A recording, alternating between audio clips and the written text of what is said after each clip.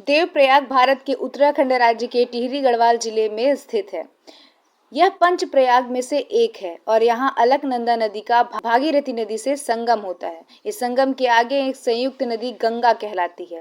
धार्मिक दृष्टि से यह महत्वपूर्ण हिंदू तीर्थ स्थान है। देवप्रयाग समुद्र सतह से 1400 फीट की ऊंचाई पर स्थित है और निकटवर्ती शहर ऋषिकेश से सड़क मार्ग द्वारा 80 किलोमीटर पर है।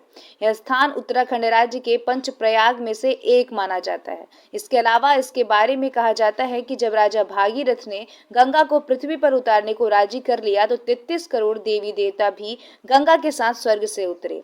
तब उन्होंने अपना आवास देवप्रयाग में बनाया, जो गंगा की जन्मभूमि है।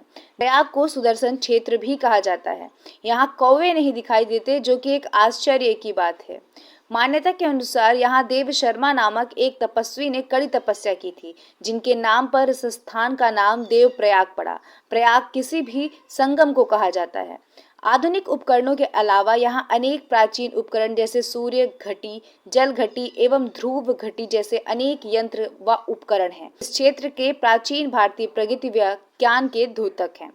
रामायण में लंका विजय उपरांत भगवान राम के वापस लौटने पर जब एक धोबी ने माता सीता की पवित्रता पर संदेह किया तो उन्होंने सीता जी का त्याग करने का मन बनाया। लक्ष्मण जी को सीता जी को वन में छोड़ आने को कहा।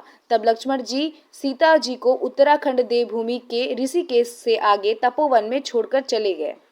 जिस स्थान पर लक्ष्मण जी ने सीता को विदा किया था, वह स्थान देवप्रयाग के निकट ही 4 किलोमीटर आगे पुराने बद्रीनाथ मार्ग पर स्थित है।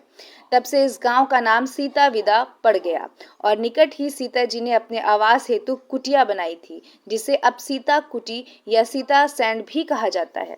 यहाँ के लोग कालांतर में इस स्थान को छोड़कर यहाँ से काफी ऊपर जाकर बस गए और यहाँ के बाबुलकर लोग सीता जी की मूर्ति को अपने गांव मुछियाली ले गए। यहाँ पर सीता जी का एक मंदिर बनाकर आज भी यहाँ पर लोग पूजा पाठ करते हैं। बाद में सीता जी यहाँ से वाल्मीकि ऋषि के आश्रम आधुनिक कोट महादेव चली गईं।